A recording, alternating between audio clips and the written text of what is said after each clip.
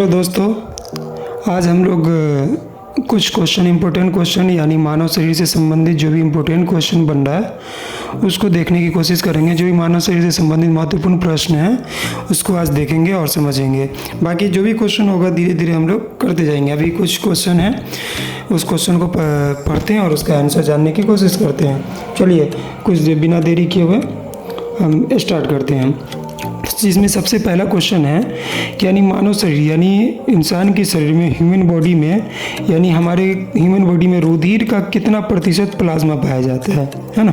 यानी प्लाज्मा जब भी बात बोले कि हमारे शरीर के रुधिर जानते हैं ना किसको बोलते हैं? रुधिर यानी ब्लड यानी खून को बोला जाता है, ठीक ना।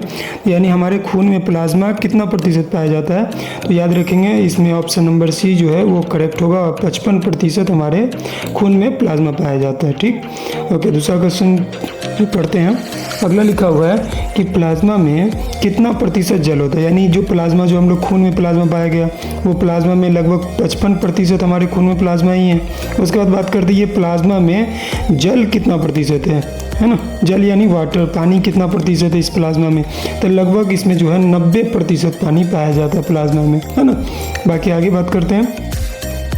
मानव शरीर की कुल कितनी हड्डियाँ, मानव शरीर में जो है कुल कितनी हड्डियाँ हैं। तो जब मानव शरीर की कुल हड्डियाँ की बात हो तो याद रखना है कि जब बच्चा पैदा होता है तो वो जब बच्चा पैदा होता है तो उसमें 300 लगभग हड्डियाँ होती हैं ना। जब बच्चे पैदा होते हैं तो उसमें 300 हड्डियाँ होती हैं, फिर बाद में चल के कम हो जाती है। जब बड़े हो जाते हैं तो इसमें 206 हड्डियाँ हो जाती थी, इसलिए याद रखना है ना। तो 206 हड्डी है। आगे बात करते हैं मानव शरीर में सर्वाधिक मात्रा में कौन सा तत्व पाया जाता है।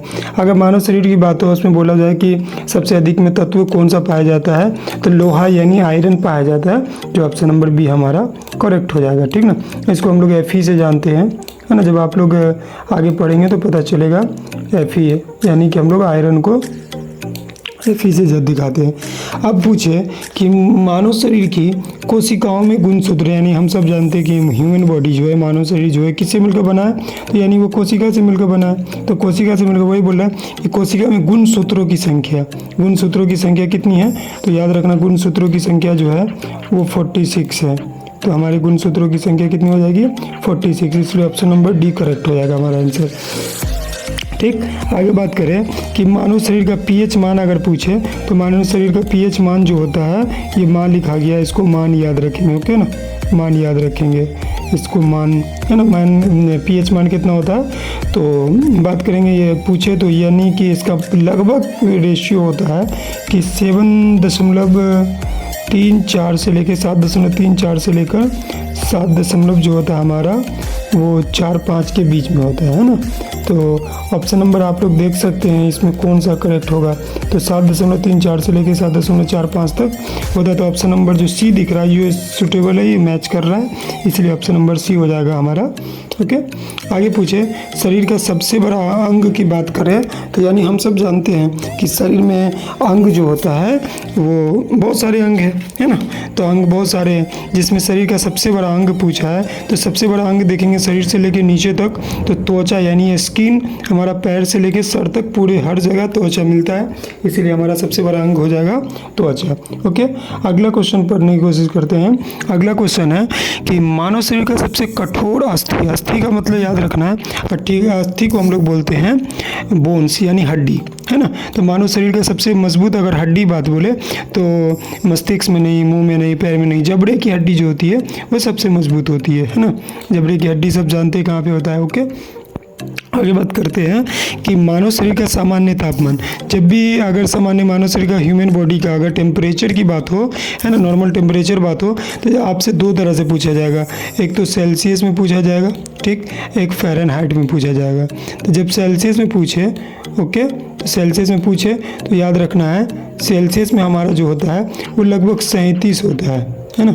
सेल्सियस में लगभग 37 होता है, और फ़ारेनहाइट में जो होता है वो लगभग हमारा होता है लगभग हमारा 98.98 6 होते हैं, ओके ना। तो 58.6, तो यहाँ सेल्सियस में दिख रहा है, ऑप्शन में सब सेल्सियस में दे रखा है, तो इसमें 37.37 देखेंगे लगभग में कौन है, तो ये तो 35.7 है, तो ये 37 नहीं हुआ, ये हो गया हमारा 36.9 यानी 37 लगभग, ये हमारा करेक्ट आंसर है। तो ये सामान्य तापमान सेल्सियस में हो गया, और ये वाला जो हो गया हमारा फ़ारेनहाइट में हो गया, तो फ़ारेनहाइट में यानी 98.6 अभी जस्ट बताया हूँ, है ना। तो ये ऑप्शन नंबर डी हमारा करेक्ट हो जाएगा।